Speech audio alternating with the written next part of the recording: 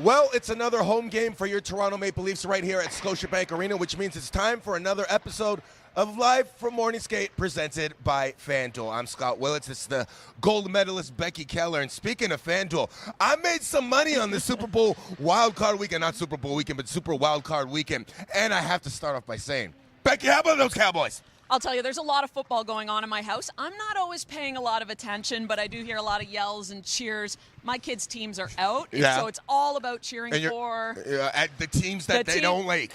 The teams are friends like. Yeah, the teams are friends like, exactly. I believe that they're New England Patriots fans. They are Patriots We might fans. have seen the end of Tom Brady, but this is a hockey show. Let's get into hockey over here. One game I didn't win money on was Saturday night against the Boston Bruins. Now, let's talk about this road trip.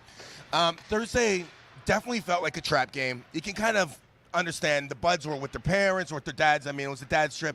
You can give them a little bit of a pass on that one. Yeah. Saturday, you knew they were going to be focused going into that building where it seems like the Boston Bruins just don't lose.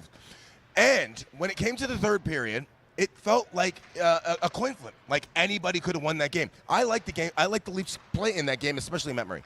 Yeah, and you're right. It could have gone either way. And Bunting scores on that breakaway. We may be looking at a completely different result. Right. Toronto had their opportunities, but what a great game and a great battle. It was physical. We saw some big goals, huge saves. I mean, Matt Murray, that save he made on Marchand at the start of the first period was highlight reel, was pretty impressive. So a lot of really good things, and I think your takeaway from that game should be just that. If we see them in a playoff series, it's anyone's series. The Buds could take that. You know what I want to talk about in this road trip?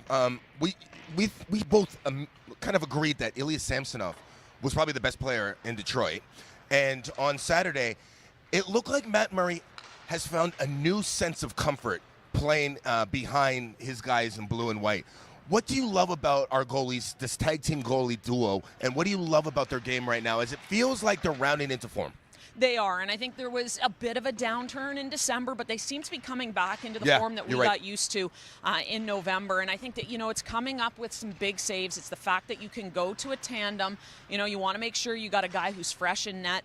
And again, the key saves at big moments. We saw that from both of them. Or when your team's not having their best game, like against Detroit, you got a goaltender that's going to hold you in it and give you an opportunity to win. You talked about the physical aspect, and of course, whenever Boston plays against Toronto, there is always a lot of tension. The blood is boiling. We don't like them. They don't like us. I hate that building. They hate coming in here and playing in this building. We got to see Wayne Simmons fight Nick Foligno. Now, we know that off the ice, these guys are friends.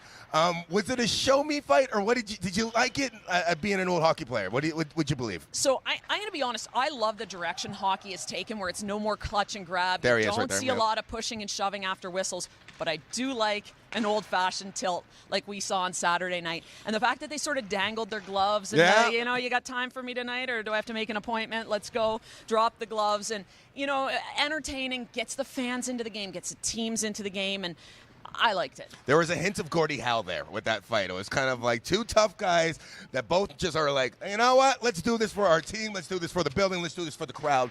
And that's why I think everybody in Leafland loves Simmer. And you got to give respect to Foligno as well, an old Leaf. One sight for sore eyes was the return of 34 on Saturday night. Of course, he scored that tying goal in the third period to make it 3-3.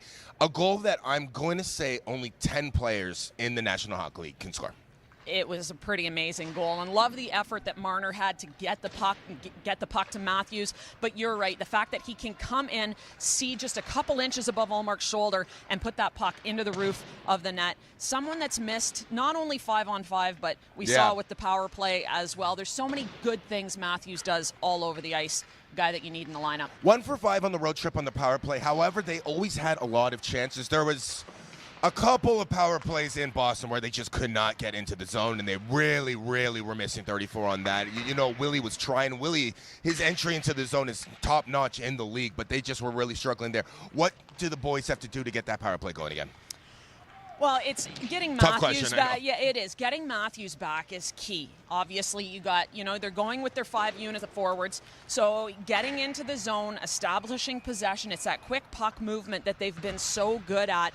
But I think having 34 back to sort of settle things down, help move the puck around, and then get pucks on net. We've seen Bunting be a huge recipient of this 5-forward unit. He's got 3 goals while he's been in that place. And I think that's part of the key, too. They're looking so hard to take away Matthews that Bunting winds up wide open a lot. You know what? When 34 is down, there's one person who loves putting this team on his back, and that is 16. We're seeing his career year. We're seeing the best year that he's had as an NHL pro. Superlatives, I could go on forever. Mitch Marner is just playing out of this world, and he loves being the guy in the blue and white. And he does everything from power play to penalty kill to 5-on-5. And the goals that he had against Boston, or the points that he had, against Boston, were just classic Mitch Marner. You've got one example where he crosses a blue line. He finds time and space, which he does so well, to get Tavares the puck, leads to the first goal. And then the Austin Matthews goal where he comes in hard on the forecheck and is able to pick Lindholm's pocket and create the second goal. So many things that he does well, and he is having an amazing season. There's a reason why he's going to the All-Star game, and he might not be by himself. We'll get into that in just a second, because right now it's time for our FanDuel first goal of the game. Becky, I don't believe it. I have been watching the show. You're 2 in a row right now. You got a little bit of a winning streak over here. 2 points in a row. What was that like for when you were playing? I got to tell you, this is a 2-game point streak for me, which is longer than any point streak I think I had as a player. So this is pretty amazing, and I got to say I'm winning right now. It's 2-1 to 0 for Jackie. So I've taken the lead in the last 2. So who are you picking tonight? Who you got your eyes on? Because you seem to have the magic, the magic touch. I seem to right now, so I'm going to take Mitch Marner. I really liked what I saw from him in Boston. Like we talked about, he's having a career year. And if you go back to last April, he had 2 goals the last time this team met Florida.